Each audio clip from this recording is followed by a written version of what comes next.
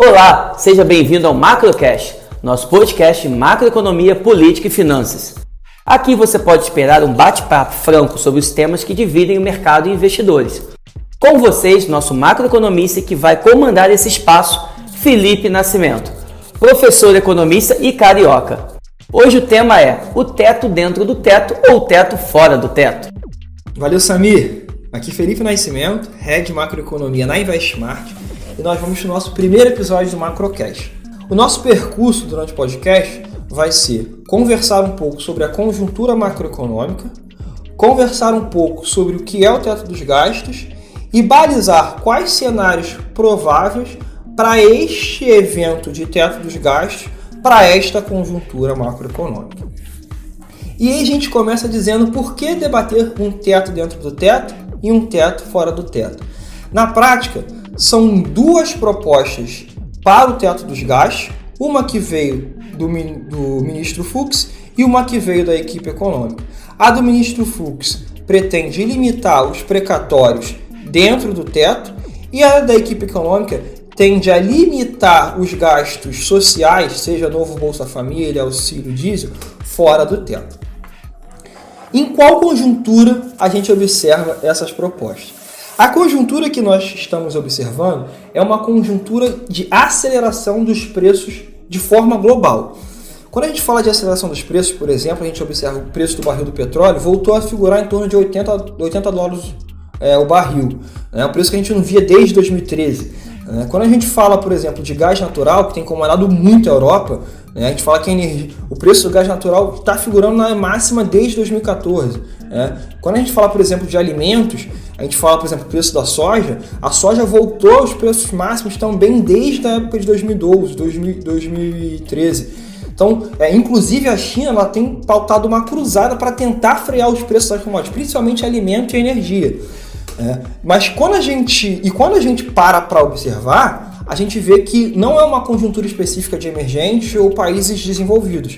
Países desenvolvidos, por exemplo, a aceleração dos preços energéticos tem sido gritante. Por exemplo, Estados Unidos, Japão, Canadá, Reino Unido, área do euro, todos estes tiveram uma aceleração maior do que 20% de maio de 2020, julho de 2020 até aqui.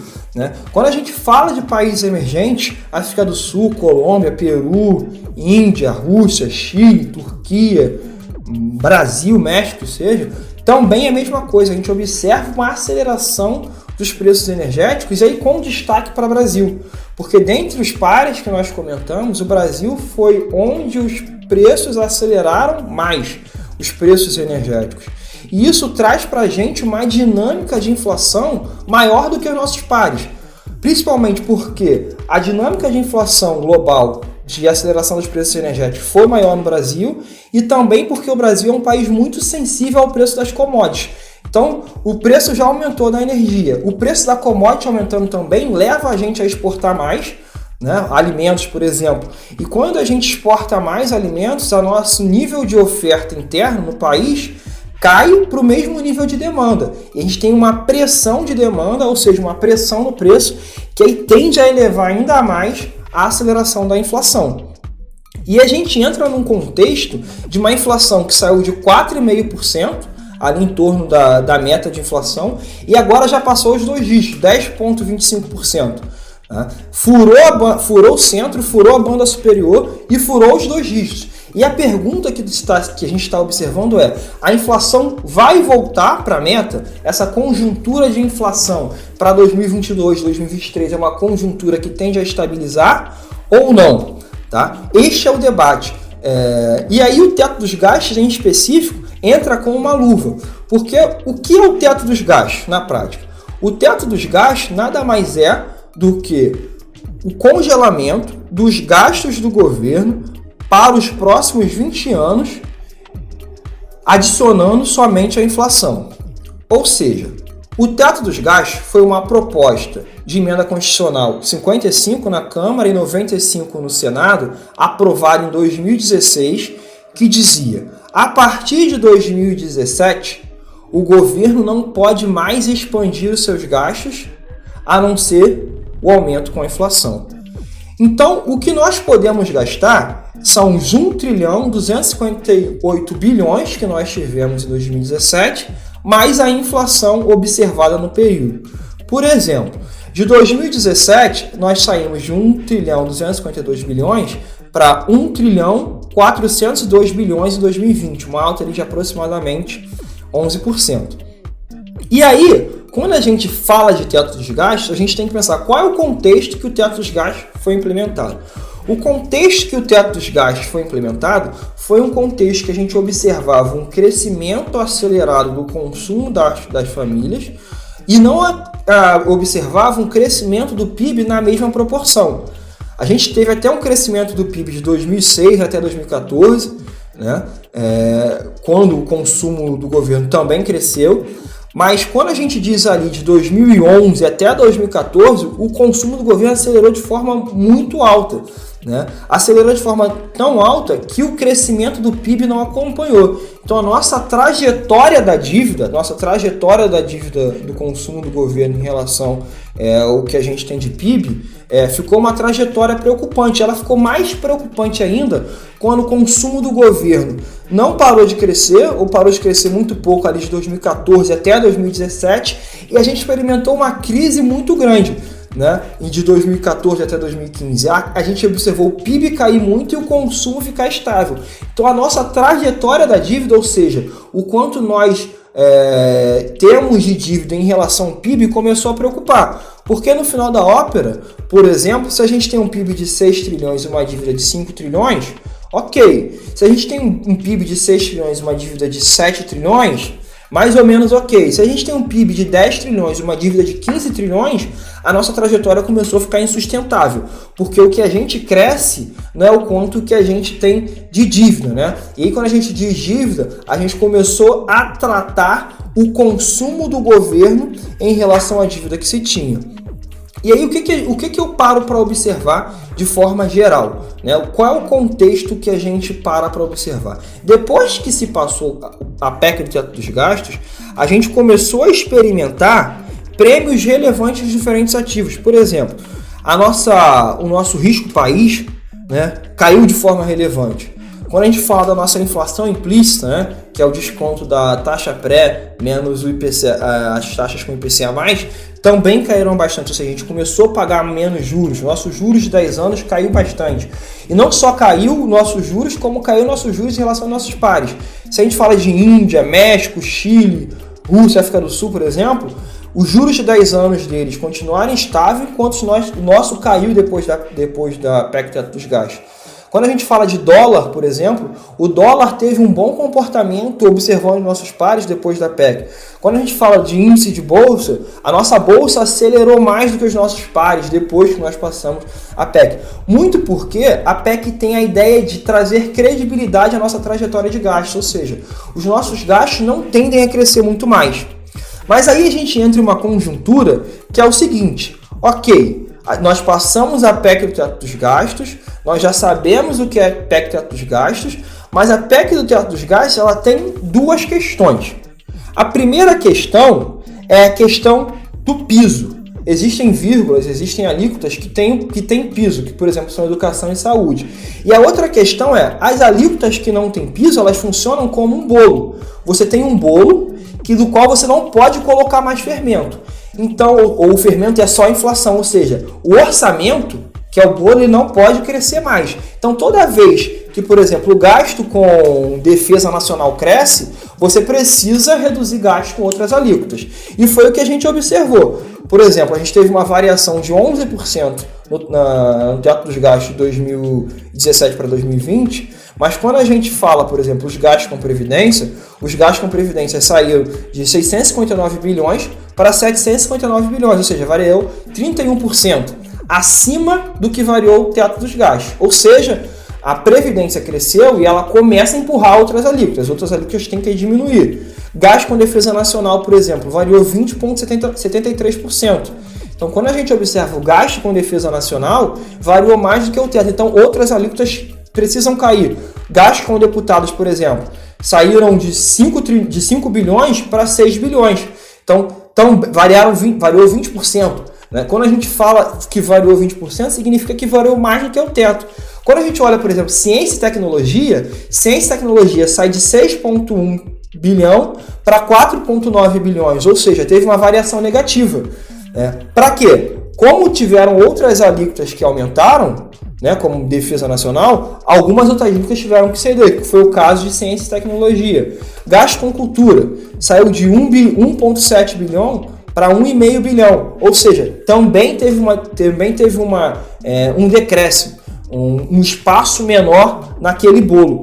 Então o que eu estou dizendo é o seguinte, a gente entra com uma ideia de teto dos gastos que congela o gasto do governo ou impede o gasto do governo expandir, mas ela não só traz essa dinâmica, ela traz a dinâmica do bolo, ou seja, toda vez que algumas vírgulas, algumas alíquotas, como a Previdência, Defesa Nacional, gasto com deputado, elas passam a crescer, por esse bolo já está dado, outras alíquotas como cultura, urbanismo, cidadania, assistência social, ciência e tecnologia, elas precisam encurtar para caber dentro do bolo. E foi o que aconteceu com o precatório. Né? Quando a gente observa os gastos com os precatórios, os gastos com precatórios saíram de 36 bilhões para 54 bilhões de 2017 para 2020. Para 2022 aconteceu uma situação muito engraçada ou interessante, porque ele sai de 54 bilhões para 89 bilhões. Só que o governo estimava que em 2022 o gasto com precatório ficaria em torno de 50 a 55 bilhões.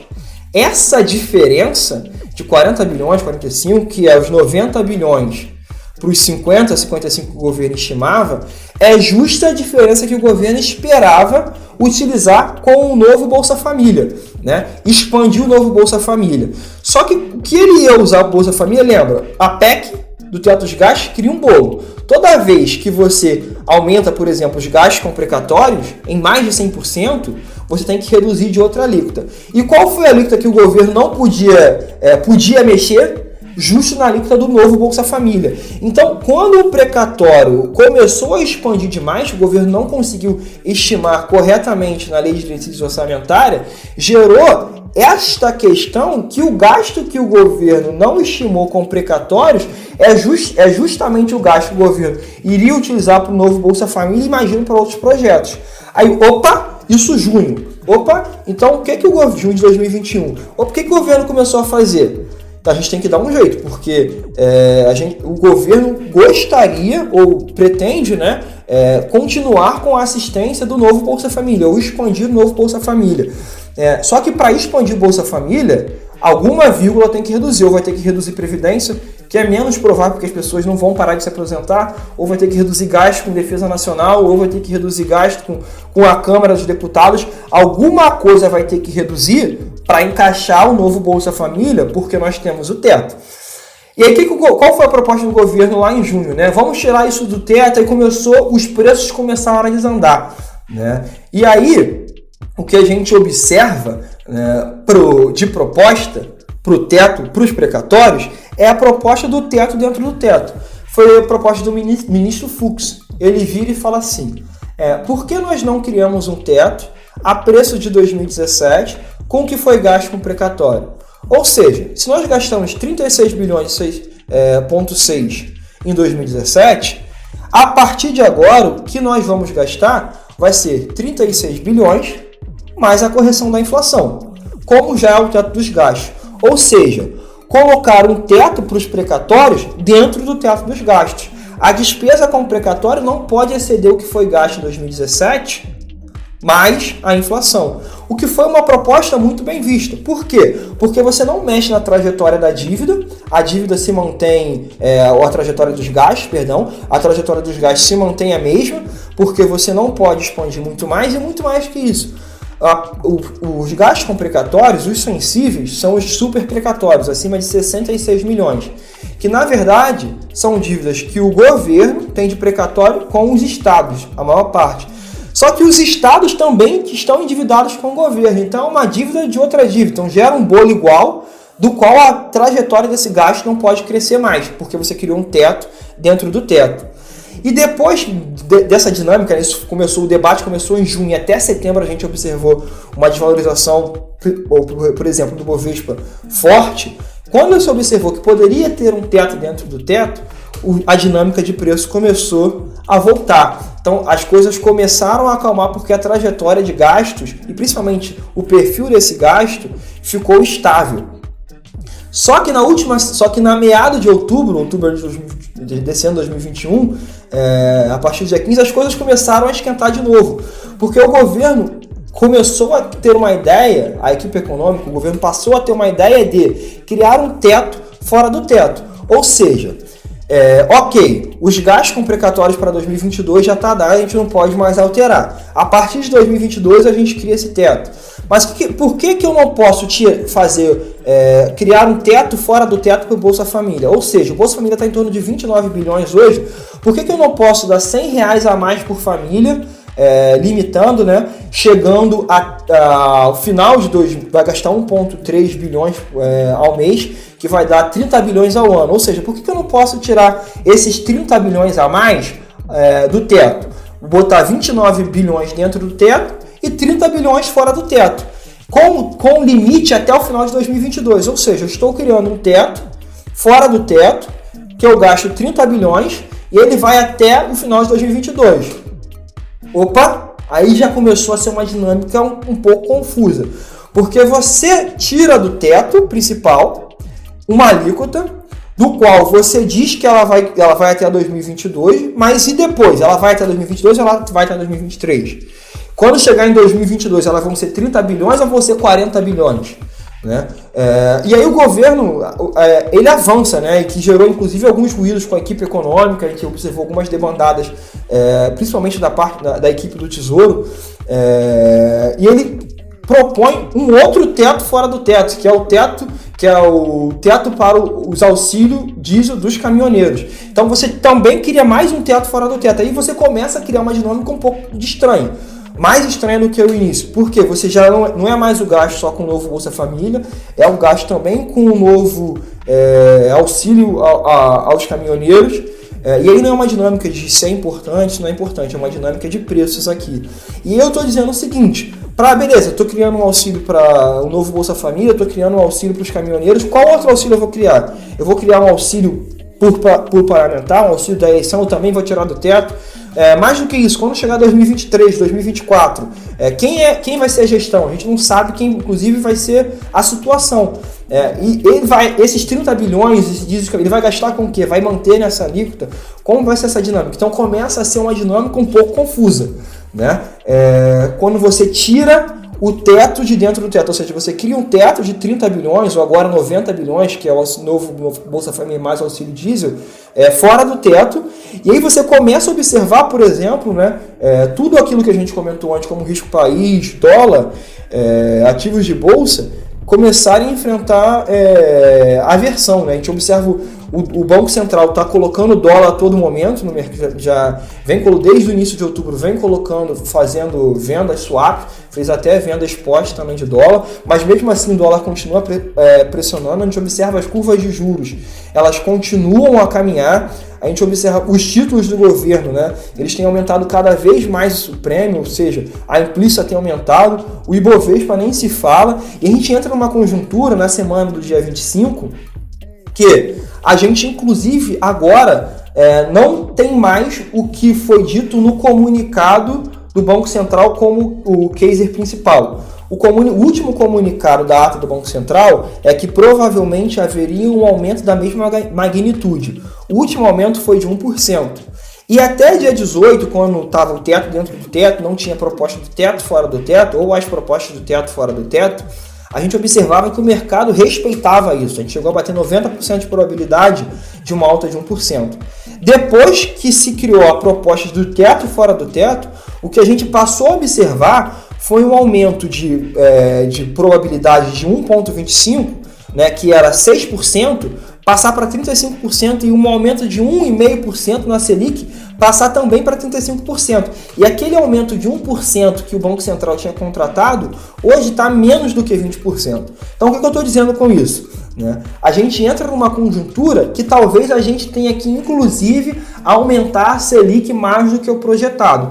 E a gente sabe, quando a gente entra neste terreno restritivo, e principalmente por nós termos falado que a inflação é uma inflação de custo, ou seja, aumento de preço da commodity, aumento do preço do dólar, é uma inflação que ela não é muito sensível ao aumento da Selic. Então, o que vai acontecer é que provavelmente as pessoas que têm um emprego mais voltado a serviço, ou principalmente os autônomos, eles tendem a experimentar momentos restritivos no emprego, caso a política de um teto fora do teto, ou qualquer política que gere uma descredibilidade na nossa trajetória de consumo do governo se materialize, ser maior. Então, o que nós estamos observando é, das duas propostas que temos, uma proposta conversa melhor, outra proposta nem tanto assim. A gente não sabe o que vai acontecer e a única certeza que eu tenho é que a gente não tem solução simples. Então fique com a gente, acompanhe o nosso próximo episódio do MacroCast e vamos junto.